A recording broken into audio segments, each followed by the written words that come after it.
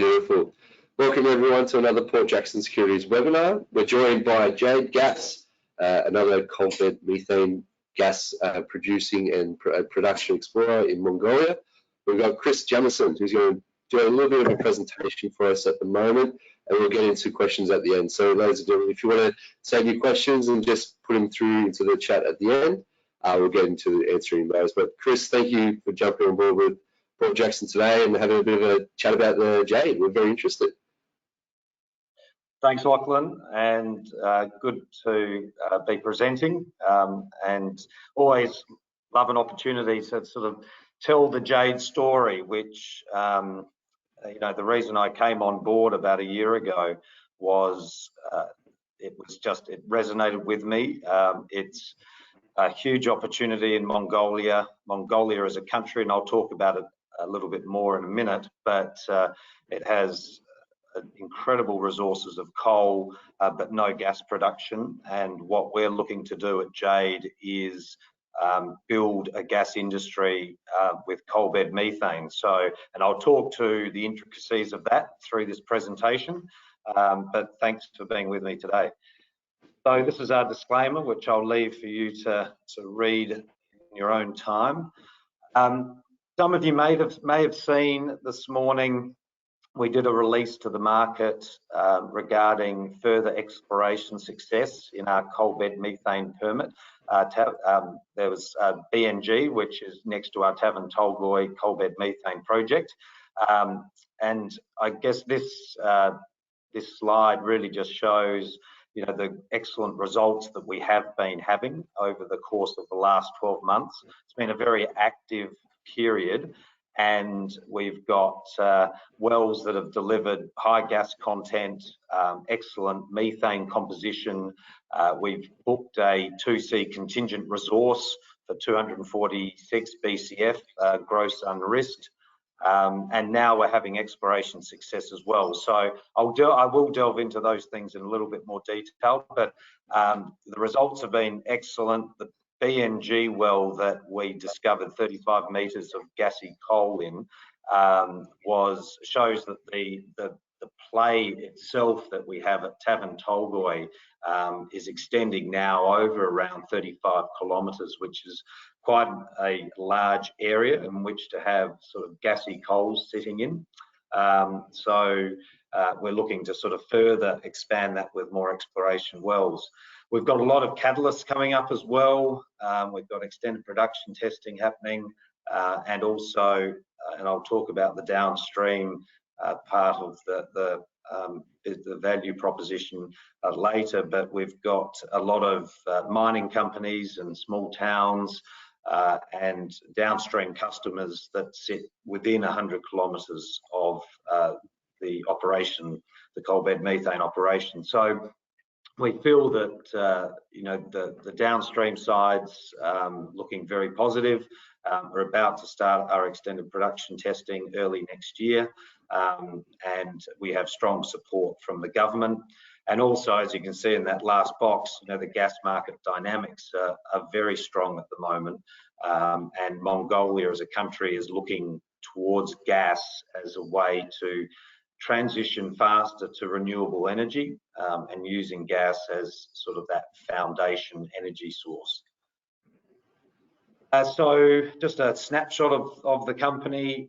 We've got 4 key permits. The main one, and I guess the flagship, is the Tavern Tolgoi coal bed methane project, which we have 60% of, and the government has 40% of that permit.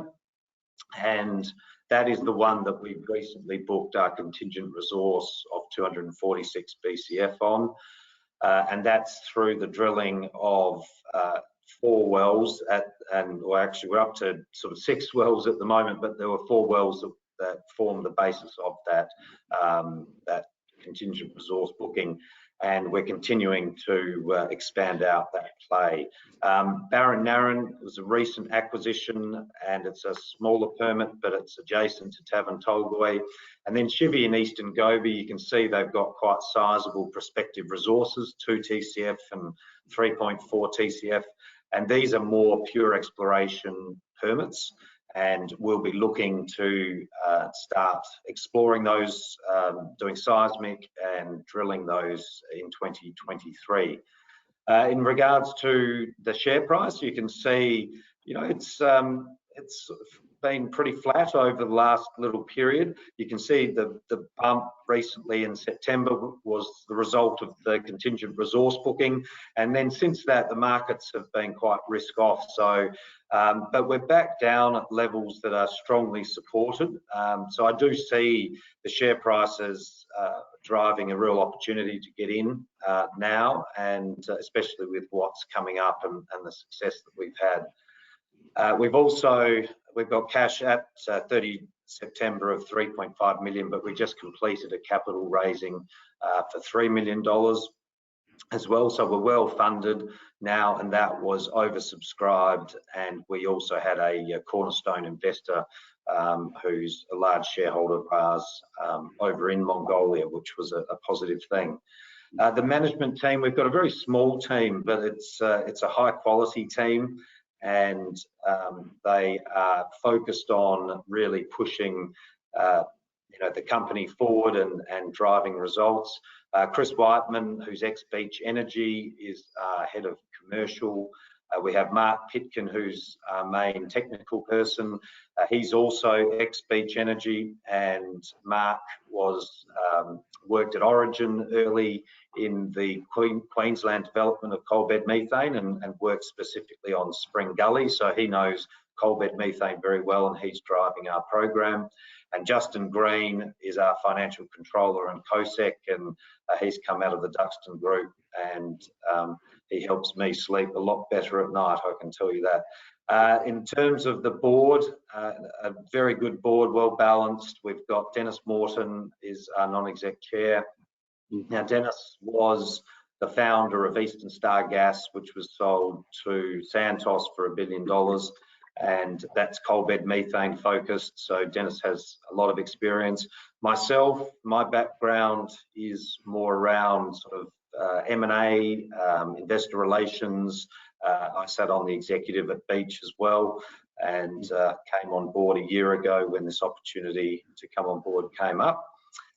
Joe Burke was the man that found the asset itself. So he put his foot on the Tavan Tolgoi permit with an in-country source called Erdene, and so he's heavily involved in the relationship side up in Mongolia.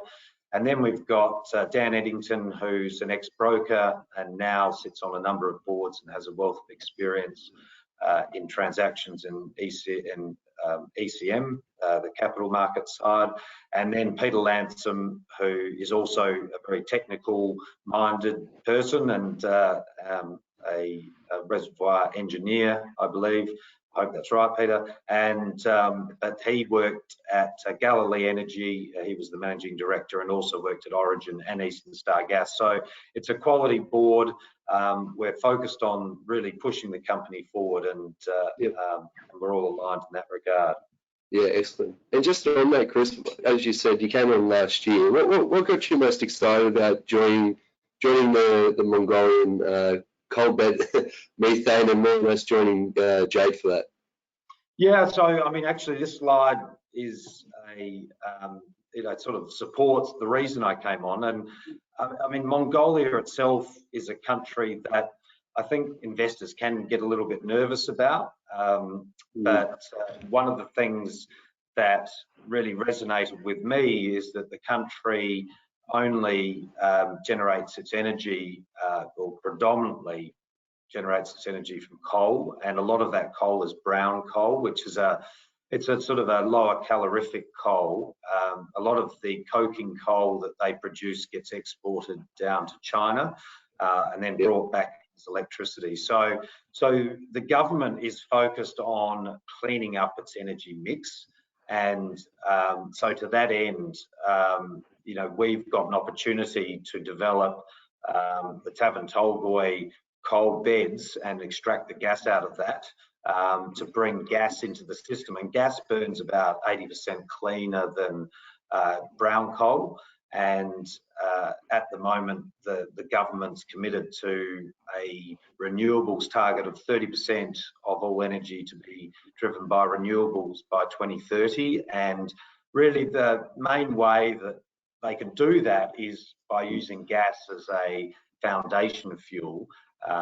So, I mean, the wind doesn't always blow and the sun doesn't always shine. So gas can come in and be used to sort of underpin that. They could use coal, but they don't want to. So from that perspective, we have the ability to bring gas into the system, which it's not currently there. So, Yep. so that resonated really well with me in helping to sort of clean up that energy mix. Absolutely. Absolutely. So the other thing is just Mongolia itself is a really stable democracy, and for those that aren't aware, Mongolia sits wedged between Russia and China, but there's a lot of foreign investment within Mongolia, and the government is very pro-development. And I think you'll see, I mean, evidence of that is Rio Tinto recently completed, well, they're in the process of completing the acquisition of Turquoise Hill, which is the entity that they've bought, which will give them ownership of, I think, 66% of Oyu Tolgoi, which is, I think it's going to be the third largest copper gold deposit in the world when it's in full production. And so the fact that they are investing as much in the country is a really good sign, I think, more generally for the investor community. But we, in our discussions with the government, they are very keen for us to sort of move forward with gas production. There is a lot of coal in Mongolia, a bit like there is a lot of coal in Queensland. And 30 years ago, Queensland was not producing any coal seam gas or coal bed methane.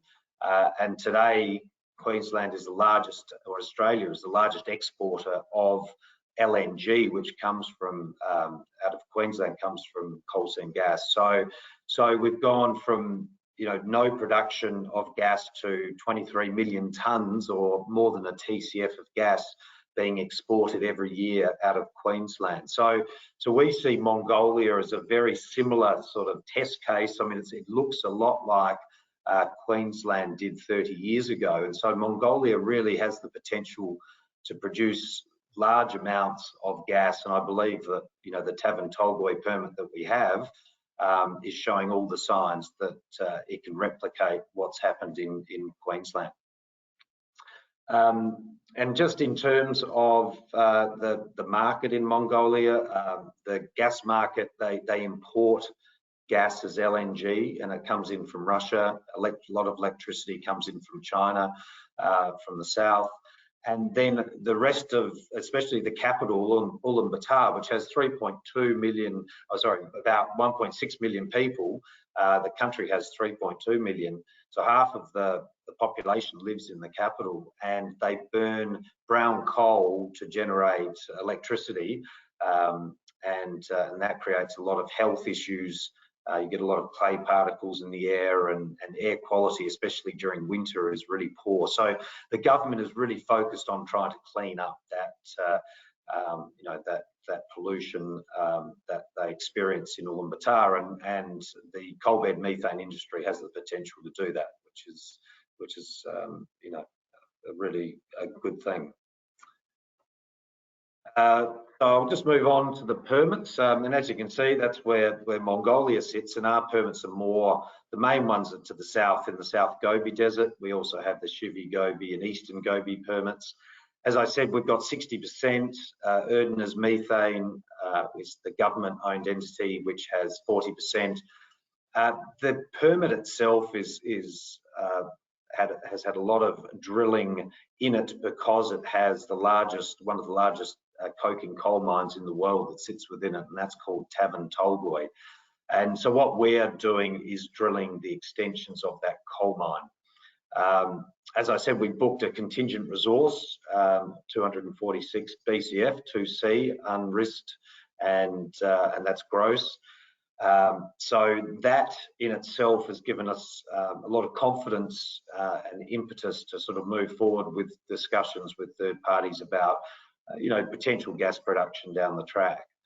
The other permits, Chivy Gobi, Eastern Gobi, are very sizable, as you can see, sort of 8,300 square kilometres and 9,700 square kilometres. And these are more exploration permits. And as I said, we'll get after those next year. And they both have coal mines within them, and we're hopeful that there'll be gas trapped on those deeper coals that we can extract out. And then the Barron Narran permit, which is adjacent, is a smaller permit, but it's in joint venture with MMC, and they're Hong Kong listed, so a good JV partner to have there. This slide, I guess the idea, it's all very small and hard to read, but it's really showing just how active we've been over the last 12 months. And you know, it has been not only active from a drilling perspective, but we've secured the new permits. We've created 2 MOUs, one with UB Metan and one with Mont Horace, just in regard to potential gas sales should we commercialise Tavan Tolgoi. And we've, as I said, we've sort of had the resource certification of those new permits, as well as a resource certification of contingent resource of Tavan Tolgoi. But the wells drilled, we've drilled 7 wells to this point, and we're continuing to drill more wells, and the results have just been outstanding. And you can see their gas composition is 98% methane. In Australia, you can tend to get composition levels at around 65%, with the rest being carbon dioxide and nitrogen. But we're getting 98%, which is pretty well pipeline spec gas, and 92.5% in one of our other seams that we're targeting. So really good signs there. Gas content levels of 12 to 18 metres cube per tonne. And if you look at some of the results out of Queensland commercial fields, you know, can be 5 metres cube per tonne. And the other thing is we've got a very thick stack of coals that are gassy. We've got an average of 60 metres of coal in the Tavan Tolgoi coals that we've been drilling, and they're gassy. And in Queensland, you can have 5 metres, and that's deemed commercial. So the results have been excellent, and you know, it just shows that we've been incredibly active, and we'll continue to push that as we move forward. This slide shows you the permit itself. So on the right is the map of the permit, and on the left is a cross section of the coals and the drilling that we're doing.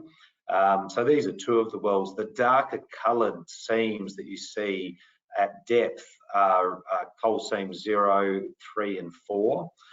Now, the reason we chase those coals is that those depths, they're water saturated, and when there's water on the coals, the gas gets trapped on the coals. So the beauty of what we're doing is we're extracting the gas out of the coal. We will be extracting the gas off the coal, but leaving the coal where it is. So the coal stays in the ground, the methane comes out, and then, you know, we'll be looking to use that methane as a base load for renewable energy sources. So to that end, we've drilled within the Red Lake area, Red Lake 1, 2, 3, 4 and 6. We're currently drilling Red Lake 5 and 7. So Red Lake 5 and 7 will be our 2 extended production test wells, and we'll be looking to start that test work early in January 2023, so next year. We've drilled 2 wells with the coal mine next door, Erdness Tavan Tolgoi. So they were drilling the wells, we're doing the test work on those wells. So they're shallower wells closer to the mine. So Erdness Tavan Tolgoi is looking to expand the mine, yet one of the big issues they face, and a safety issue they have, is methane explosions. So we're looking to assist them with draining the coal seams of methane, and then they'll look to expand the mine down the track. So 2 wells there with Erdness Tavan Tolgoi, and that's a really strong collaboration. And then off to the east, you can see Vista 1, Brown Hill 1 and Step. Vista was successful in intersecting 38 metres of gassy coal. Brown Hill has just been drilled, and we're doing analysis on the coals there, and we'll hopefully get something out within the week on Brown Hill. And then step one is a real wildcat exploration well, and we'll have results on that in the coming weeks.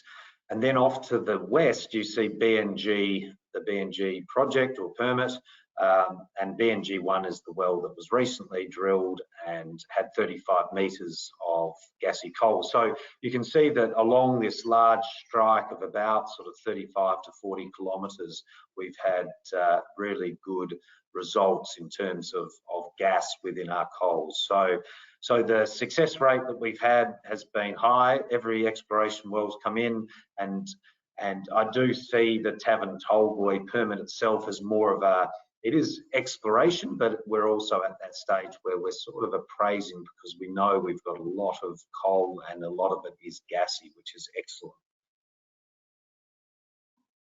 Just in terms of catalysts and what's coming up, so we'll be looking at completing Red Lake 5 and Red Lake 7, and we are expanding the drilling at Tavern Tolgoi itself, and that's you know, good news, because we're looking to grow our contingent resource booking. So the collaboration I talked about with Erdnest Tavern Tolgoi, that's the coal mine, is going very strongly, and we're continuing to do test work on those first two wells. And as I mentioned, we'll be looking to extended production testing and that on Red Lake 5 and Red Lake 7. And that'll take 3 to 6 months and will help us better understand the permeability of the coals that we have underground. Also, one of the key things is the discussions we've been having. We've got strong partnerships already with UB Metan. UB Metan is the largest importer of LNG into Mongolia, and they own about 9% of us. So they've invested in us as a company, and also you know, backing us in because of the asset that we have, which is very encouraging. Monhoros is a company that produces gas-fired generators, and these generators can be quite sizable, up to sort of 50 megawatts in size. So the types of gas-fired generators that you can sit next to developing mines to help them run those mines, and using gas with those is a real possibility for us. So we're really excited by that.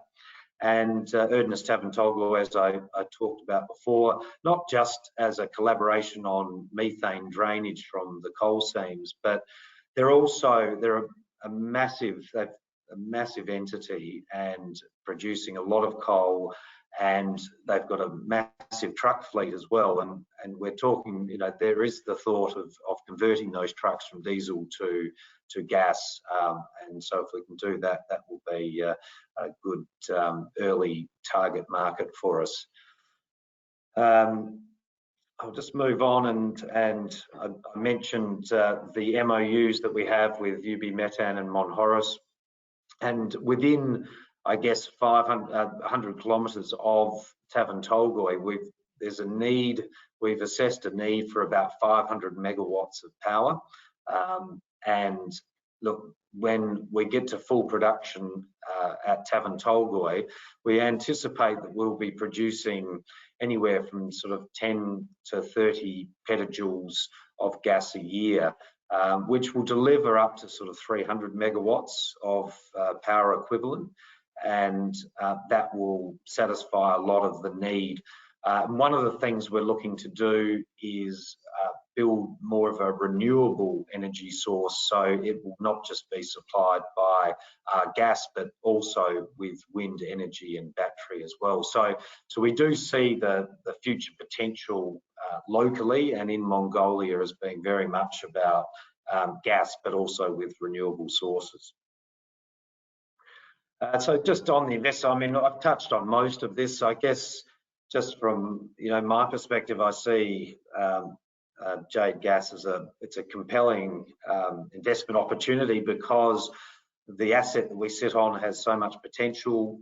It's sizable with 246 BCF of gas. You put a $10 price on that gas, and that's sort of $2.5 billion undiscounted, of course, but shows the scale of it. It's, you know, that resource is the equivalent of about a third of Australia's East Coast gas consumption. So it's substantial.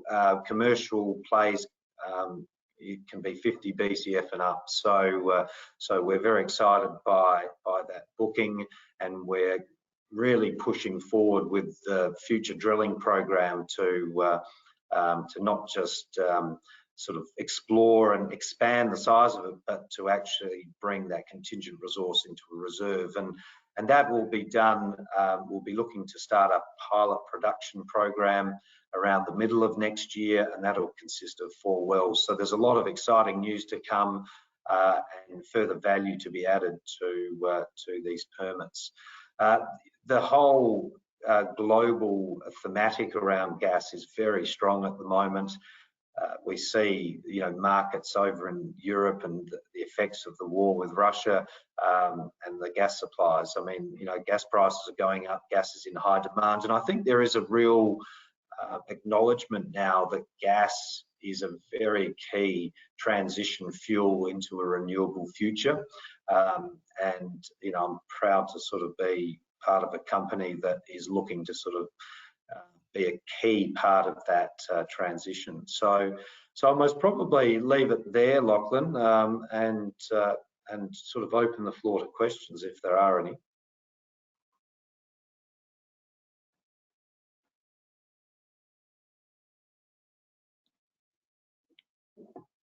And I can't hear anything, so if you're trying to speak to me, then you might be on mute.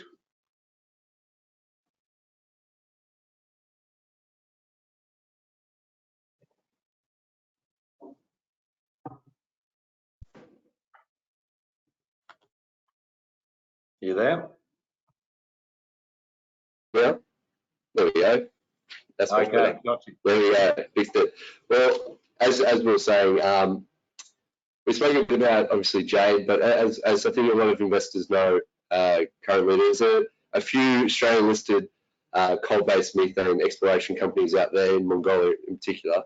There's also one that's a private one as well. But what really differentiates Jade from the rest of the pack? Yeah, so I mean, it's really important that everyone realises that there are, you know, 3 other listed, as you said, and one private company all exploring for coal bed methane, and there's a reason for that. The opportunity is massive.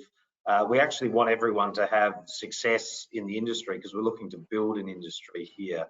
And one of the key things is taking our knowledge and know-how over to Mongolia and taking the experiences from Queensland into Mongolia. So that's really important. I guess what differentiates us from the other companies, I think there's Talon and Tamaska have the Gavantes project, which is about 1,000 kilometres to the west of us. So it's a long way from our market. We see our market within 100 kilometres of the mine, and whereas I think they also have mining operations that are nearby that they'll be targeting, and they could also look south to China to build a pipeline there, which would make a lot of sense. So we're not competing in that regard. I think Gasco's the private company, which is north of Gavantes, more central Mongolia, and again, geographically, it's sort of a fair way from us. Elixir has a permit that surrounds us, and they've had some really good results to this point, and are actually drilling a pilot well. So I think that's nearing completion. So again, you know, the more success they have, that sort of helps build the narrative around the opportunity that exists. I think Elixir sort of they are pivoting to hydrogen, and I think they've also taken on a permit in Australia as well. So, but we see ourselves as being, I guess, a fair way down the path, and you know, once we get the pilot wells drilled and flowing, we can see that our path to market could be expedited quite rapidly. Absolutely, absolutely. You also is audio working? There we go. Audio is. You also mentioned in this question from Peter about infrastructure coming in and that need to be done in the next coming years. But ultimately, is that going to be pushed by rather companies like yourself or governments to do that, or is that just going to be demand and supplied by private entities themselves?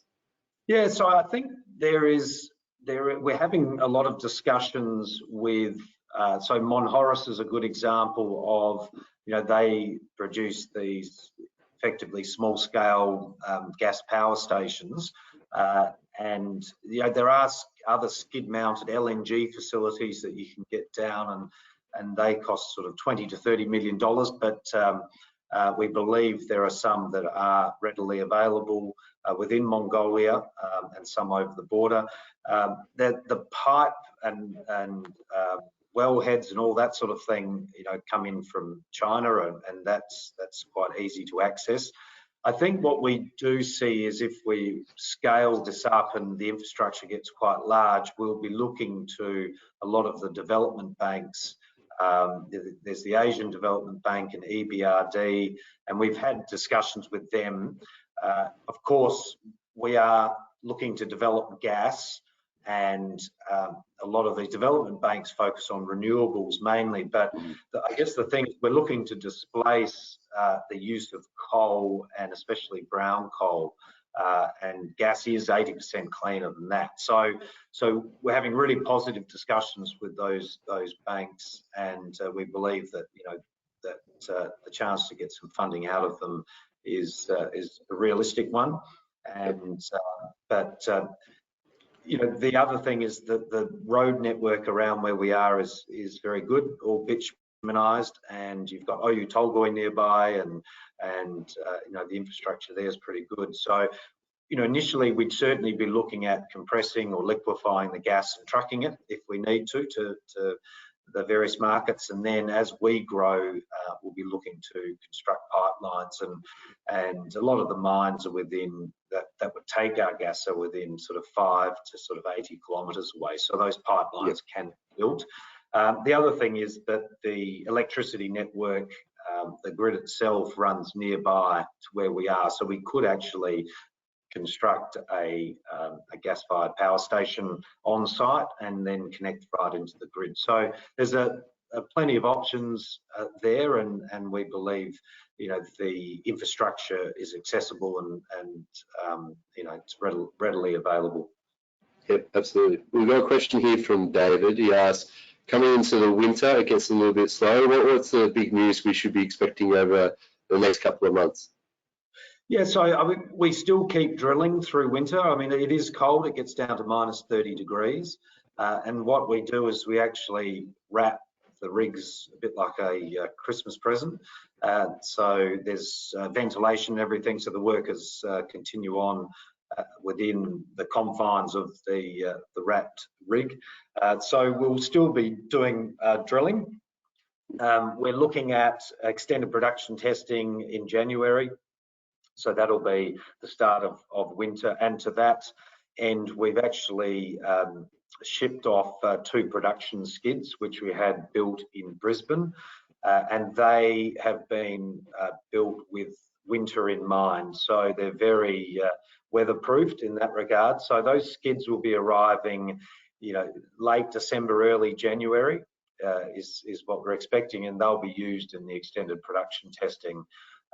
So extended production testing will continue to drill wells. So we've got Red Lake 5 and Red Lake 7 that will be completed hopefully prior to December, and then we'll be also undertaking some seismic on the Tavan Tolgoi permit itself. And part of that capital raising that we did recently covers the cost of seismic acquisition.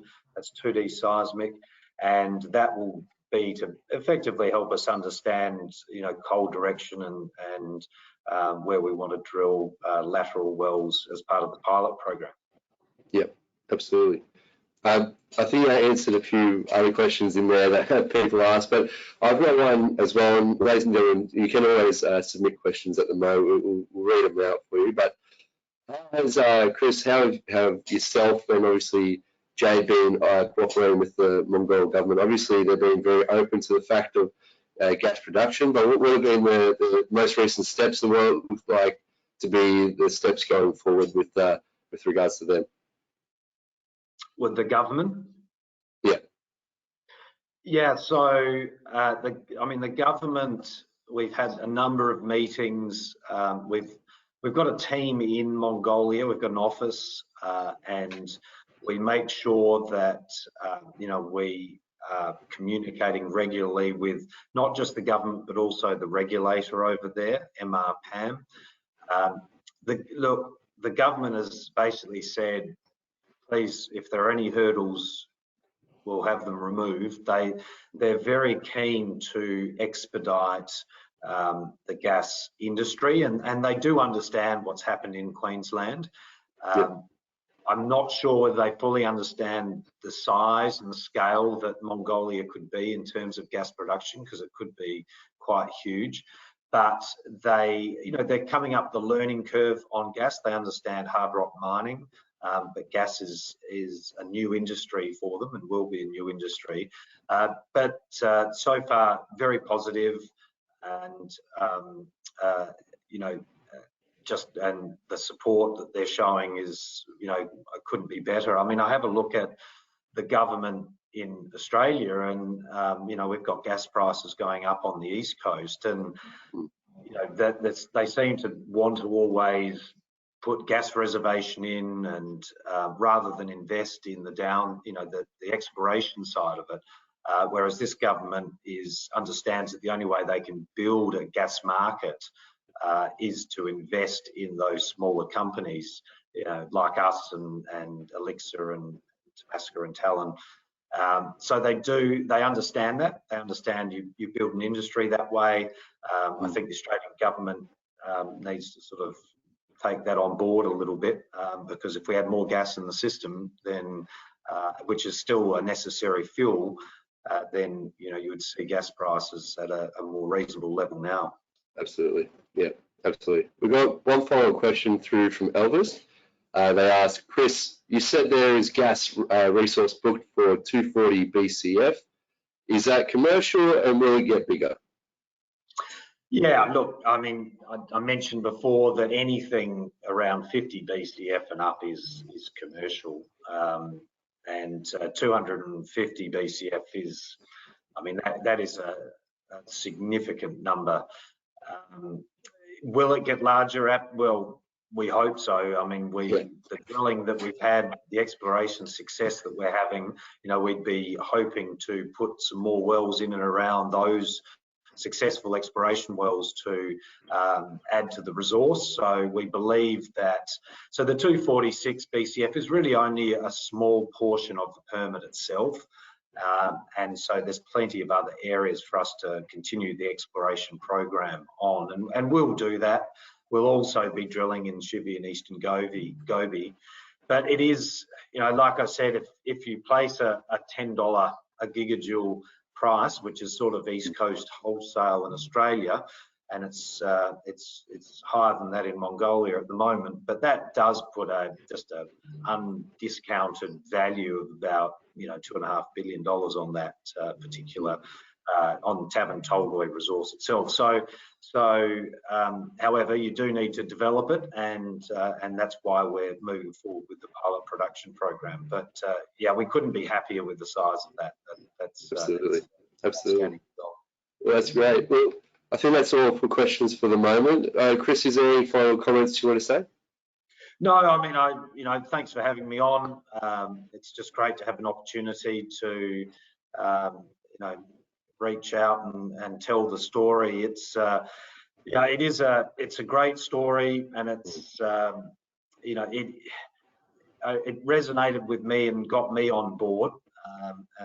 The people that we deal with over in Mongolia are wonderful.